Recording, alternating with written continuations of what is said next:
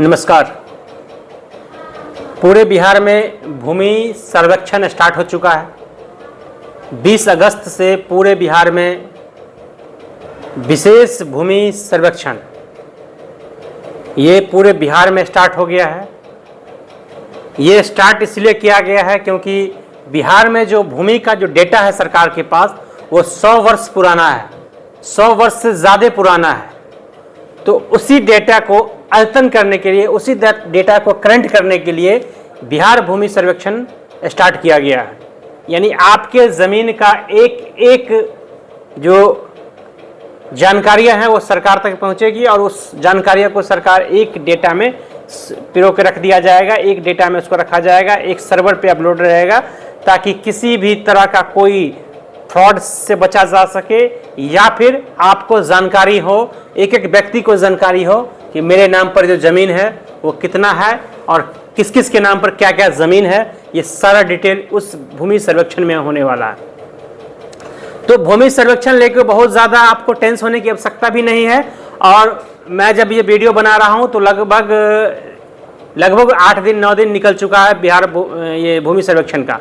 तो आपको बहुत ज़्यादा टेंस होने की आवश्यकता नहीं है क्योंकि इस भूमि सर्वेक्षण में बहुत बड़ा इशू नहीं है। दिक्कत यह है कि हम आप क्या सोच रहे हैं कि ये सर्वेक्षण में अगर कोई क्या होगा, ज़मीन चली जाएगी, किस किस के पास ज़मीन रहेगा, किसी के पास अगर कोई ये रेंट रिसिप्ट नहीं है या फिर किसी तरह का कोई खतियान संबंधी जानकारियाँ नहीं है तो क्या दिक्कत आने वाला है। ये सारा डिटेल मैं आपको बताऊंगा। आपको घबराना नहीं है, ये सर्वे को लेके आपको हड़बड़ाना नहीं है, घबराना नहीं है। ये सर्वे आपके सुविधा के लिए कराया जा रहा है। ये सर्वे एक एक व्यक्ति की सुविधा के लिए कराया जा रहा है, एक एक रैयत के लिए की सुविधा के लिए कराया जा रहा है। इसलिए इस सर्वेक्षण से बहुत ज़्यादा घबराने की आवश्यकता नहीं है। तो सबसे पहले मैं आपको सर्वेक्षण के बारे में बता दूं कि ये सर्वेक्षण जो होना है, ये भूमि सर्वे जो होना है, इसमें क्या क्या आपके पास डॉक्यूमेंट्स के तौर पे होने चाहिए।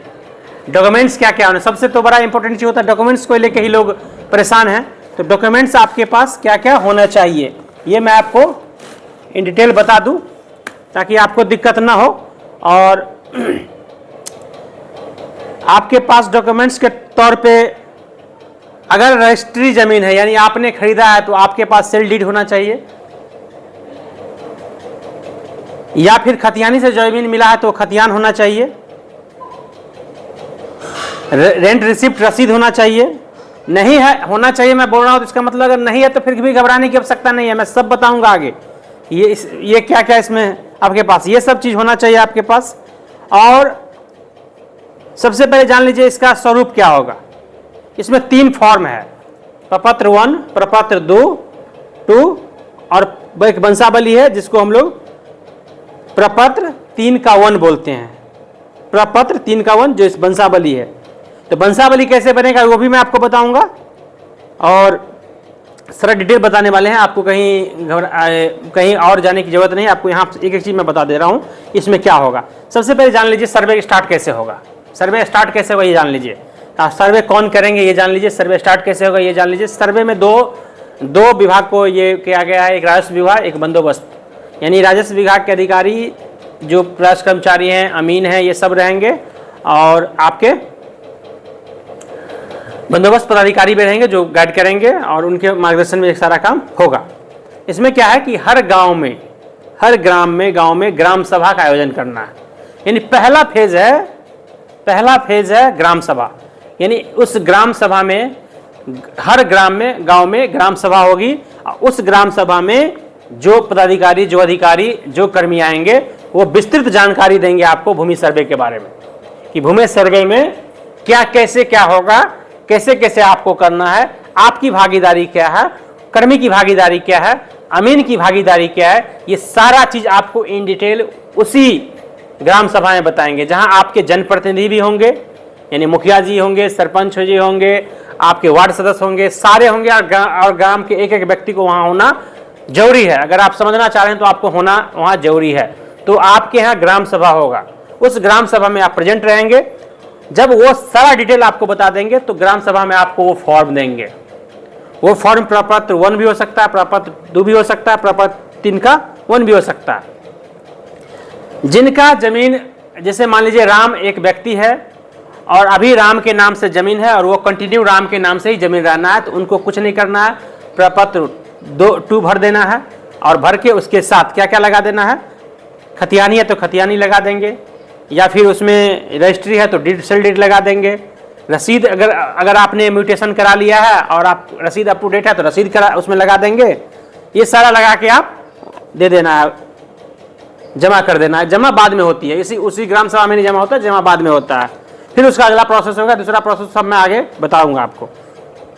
उसके बाद अगर मान लीजिए आपको जमीन खतियानी से मिल रहा है, वंशावली के आधार पर मिल रहा है, यानी आप दादा परदादा के जमीन पर हैं, तो आपको उसमें वंशावली से कैसे प्राप्त होता है, वंशावली से जो प्राप्त होता है उसका वो फॉर्म है, उस फॉर्म को भरिए।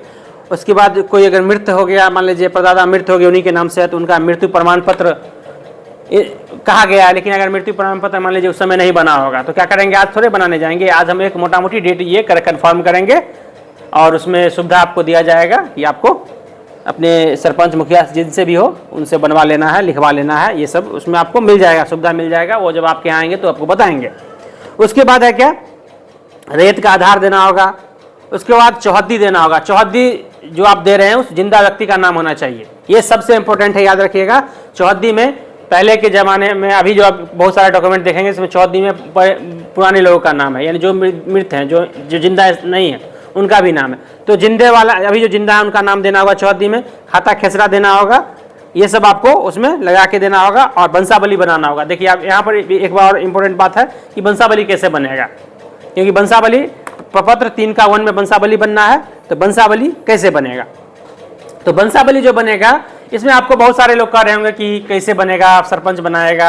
आप सरपंच के यहाँ जाएंगे तो वो कहेंगे पहले आप एफिडेविट बना के लाइए, उसके बाद पंचायत के से उसको वेरीफाई करा के लाइए, मुखिया जी से वेरीफाई के फाइनली। ये सब लंबा चौड़ा प्रोसेस है जिसमें आपको नहीं पढ़ना है। आपको क्या करना है, स्वयं का मतलब स्वयं आपको मतलब आप खुद सिग्नेचर करके उसमें अपना वंशावली बना के खुद से 100 अभिप्रमाणित करके, यानी 100 घोषणा समझिए उसको, 100 अभिप्रमाणित करके आप दे दीजिए। वो वंशावली को वेरीफाई कराना उन लोगों का काम है कि वो अपना ग्राम सभा से उसको वेरीफाई कराएंगे। जब आप मान लीजिए वंशावली स्वयं बना के आप दे देंगे, कर्मी को दे देंगे, आप सही बना के गलत बना के दिए हैं, ये काम उनका है। वो ग्राम सभा में उस वंशावली को पास कराएंगे, वेरीफाई कराएंगे, जैसे जो उनको प्रोसेस जो होगा वो कराएंगे। तो आपको सिर्फ इतना ही करना है। तो ये इसमें बहुत ज़्यादा इसमें फंसना नहीं है, बहुत ज़्यादा इसमें घबराना भी नहीं है, और बहुत ज़्यादा किसी के चक्कर में, किसी दलालों के चक्कर में पड़ना भी नहीं है। इस बात को याद रखिए, कहीं एक्स्ट्रा पैसा वैसा खर्च करने की आवश्यकता नहीं है। 2-3 फॉर्म है, वो 3 फॉर्म रख लीजिए, आप ले लीजिए, उसको भर लीजिए। भूमि सर्वे का जब आपके गांव में ग्राम का सभा होगा उसमें सारा बात समझ लीजिए। कोई दिक्कत होगा तो फिर आप जो वहाँ समझा रहे हैं उनसे पूछ लीजिएगा। वो सारा चीज़ आपको एक एक चीज़ आपको बताएंगे, घबराने की आवश्यकता है नहीं। अमीन आपके प्लॉट पे जाएंगे, वो सारा चीज़ बताएंगे, और उस फॉर्म को भर के उसमें सारा डॉक्यूमेंट जो आपके पास उपलब्ध है उसको लगा दीजिए और जमा कर दीजिए। फिर आगे का प्रोसेस जैसे जो होगा वो आपको सब जानकारी आपको मिलते चलेगी। लंबा प्रोसेस है, ये नहीं कि आज सर्वे में एक फॉर्म आ गया सर्वे हो गया, नहीं। ये फाइनल होगा 2025 में, अभी फाइनल नहीं होगा। इसमें आपत्ति होगा, 2-3-4 स्तर पर आपत्ति होगा। आपने जो भरा है वो जाके आगे आपत्ति होगा, ठीक है, आप वो प्रकाशन होगा, फिर आपत्ति होगा, बहुत सारे से प्रोसेस है। मैं सारा डिटेल बाद में आपको एक एक वीडियो करके बताऊंगा। और ये भूमि सर्वे से जितना भी सवाल होगा, इससे जुड़े हुए सभी प्रश्नों का जवाब आपको वीडियो के माध्यम से मिलता रहेगा इस चैनल पर लगातार, क्योंकि अभी ये बहुत इंपॉर्टेंट है और आप सभी को जानना ये भी जरूरी है, इसलिए बहुत इंपॉर्टेंट है। इसलिए आप निश्चिंत रहिए, आप हमारे चैनल पर रहिए, बने रहिए। आपको भूमि सर्वे से संबंधित एक एक सवाल से जुड़े एक एक सवाल का वीडियो आपको मिलेगा धीरे धीरे, और आप उस वीडियो को देख के अपने सभी सवालों को आसानी से समझ सकते हैं। फिलहाल वीडियो में इतना ही। अभी तक हमारे चैनल पर हैं और चैनल को सब्सक्राइब नहीं किया तो प्लीज़ सब्सक्राइब कर लीजिए, बेल आइकन का बटन दबा दीजिए, साथ में ऑल पे भी क्लिक कर दीजिए। और हमारे इस फैमिली का हिस्सा तो प्लीज़ ज़्यादा से ज़्यादा लाइक करिए, ज़्यादा से ज़्यादा शेयर करिए, ताकि ये वीडियो उन तमाम लोगों तक पहुँचे जिनको इसकी आवश्यकता है, जो जानना चाह रहे हैं भूमि सर्वे के बारे में। और कोई सवाल होगा तो कमेंट बॉक्स में लिख भी दीजिएगा, ताकि हम उस सवाल पे भी वीडियो बना सकें। अगर आपके पास कोई स्पेसिफिक सवाल है तो मैं कमेंट बॉक्स में जवाब तो नहीं दे पाऊंगा, लेकिन आपको उस सवाल पर मुझे लगा कि सवाल का वीडियो बनना चाहिए तो सवाल पर मैं जरूर वीडियो बनाऊंगा। फिलहाल इतना ही, मिलते हैं फिर एक नए इन्फॉर्मेटिव वीडियो के साथ। तब तक के लिए जय हिंद, जय भारत।